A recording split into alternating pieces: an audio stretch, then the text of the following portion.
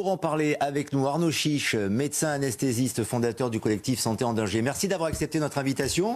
On vient d'entendre Élodie Huchard avec apparemment des mesures qui tendent plutôt à désengorger des cabinets avec des médecins évidemment dont le nombre se restreint et les docteurs ne sont pas assez nombreux. Est-ce que tout ceci vous semble plausible et positif pour relancer la médecine ?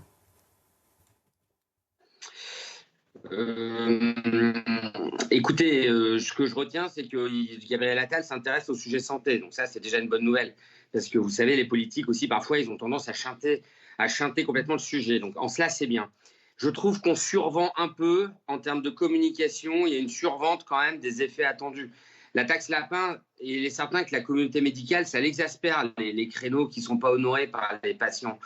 Cependant, faire croire aux Français que ça va résoudre le problème des déserts médicaux et de l'accès aux soins, enfin, c'est se foutre du monde, hein. Franchement, je vous le dis. Encore faut-il que ce soit mesuré dans le temps. C'est-à-dire qu'on mesure l'impact de cette décision.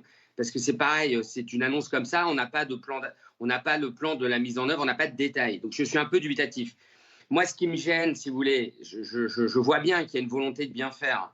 Mais ce qui me gêne, c'est qu'on donne encore une fois 16 propositions comme ça, en pensant que ça va avoir un effet vertueux ou miraculeux, alors qu'on sait tous absolument certains que la seule chose qui améliorera vraiment le système de santé, c'est une loi de programmation santé sur 5, 10, 15 ans. Et là, vous avez un cocktail de réformes un peu cosmétiques ou de mesures un peu cosmétiques qui ne sont pas sans problème quand même. Parce que mettez-vous aujourd'hui à la place d'un médecin généraliste. Il y a 15 000 remplaçants qui ne veulent pas s'installer parce que les conditions d'attractivité ne sont pas suffisantes et les négociations avec la CNAM se passent pas bien. Et Gabriel Attal, au lieu de dire qu'il allait faire en sorte que les négociations pour revaloriser les médecins généralistes et pour relancer l'attractivité de ces métiers-là, au lieu de dire qu'il allait s'occuper de ça, qu'est-ce qu'il dit ? Vous allez aller chez le pharmacien, directement chez le kiné, directement chez le spécialiste, et puis si vous bossez la nuit, vous aurez une prime. Moi, je trouve que dans la conclusion de cet ensemble de panel, c'est que pour les médecins généralistes, c'est vraiment catastrophique. Le fait que Gabriel Attal suggère notamment que les pharmaciens puissent prescrire, plus exactement distribuer des antibiotiques, notamment en cas d'angine, est-ce qu'en tant que médecin, cela vous fait bondir ? Non, ça ne me fait pas bondir. Je pense que ça va rendre des services. Il est certain que l'infection urinaire de la femme jeune, non compliquée, il n'y a pas forcément besoin de voir un médecin. Après, vous voyez, on ne parle pas que de l'infection urinaire, on parle aussi beaucoup de l'angine. Bon, l'angine, effectivement, souvent c'est une angine virale ou bactérienne et il faut faire le test pour différencier. Mais vous savez, une douleur de gorge, ça peut être autre chose. Moi, si je vais dans une pharmacie demain parce que j'ai mal à la gorge, ce ne sera pas écrit sur mon front angine. Ça peut être plein d'autres choses. La médecine, ce n'est pas si simple. Et j'aime pas ce côté de simplification à l'extrême. C'est un peu prendre les médecins pour des cons, je trouve. C'est vraiment mon sentiment. Donc, je pense que ça va rendre service, mais encore une fois, c'est quand même extrêmement dommage qu'on ne s'attaque pas au sujet de fond, qui est le manque de médecins. Oui, parce que c'est ça, c'est l'état des lieux et le constat que vous faites, c'est le manque de médecins, c'est cela absolument le point sur lequel il faut travailler, et le fait que les inscriptions pour le passage en deuxième année soient augmentées, en tout cas c'est une volonté de Gabriel Attal, est-ce que ça vous semble partir d'un bon sentiment ?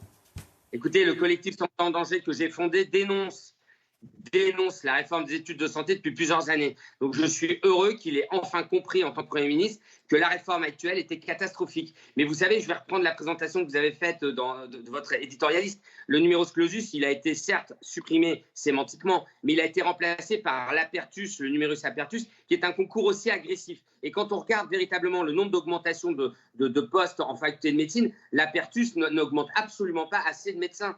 Le nombre de médecins. Et ça, à Gabriel Attal, il l'a bien compris. Et donc là, les chiffres qu'il annonce, c'est très bien. Mais maintenant, il va falloir être capable de les former, ces médecins-là.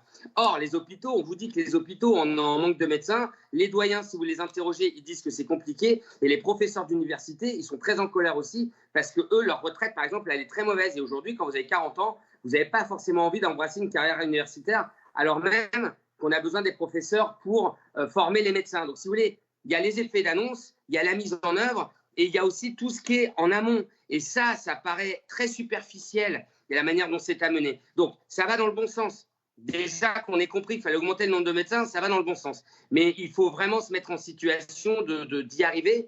C'est vrai que le concours actuel de médecine, il est catastrophique. Il y a des étudiants excellents qui sont recalés. Et il y en a qui vont faire des études à l'étranger. Et comme à l'étranger, ils sont mieux dans les hôpitaux qu'en France, ils restent là-bas. Donc effectivement, en tout cas, c'est bien qu'il mentionne ça.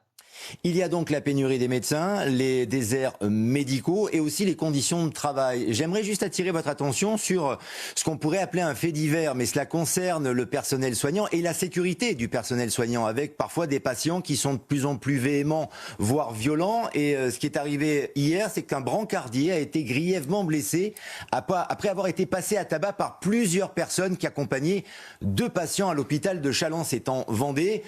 Apparemment, les personnes se seraient énervées, soit parce qu'il y a un délai d'attente qui était un peu long, soit parce qu'on ne leur a pas permis d'entrer dans le service aux côtés des patients. Pour l'instant, il y a une enquête et nous avons une équipe qui est sur place. Mais j'aimerais avoir votre réaction, parce que ce n'est pas la première fois que ce genre d'agression se produit. Ben voilà, comme vous le dites bien, monsieur, je vous remercie, c'est pas la première fois. Et à chaque fois que ça a lieu, on se dit, oh là là, c'est pas bien, il faut faire quelque chose pour l'hôpital. Mais en fait, on ne fait rien. Donc là, maintenant, il va y avoir quelques litanies de politique. On va tous dénoncer et vraiment avoir une pensée pour les collègues de ce monsieur et sa famille. Mais fondamentalement, ça peut très bien recommencer. Il est certain qu'il y a des... Alors, je ne connais pas les détails de l'histoire, donc mon propos sera assez prudent.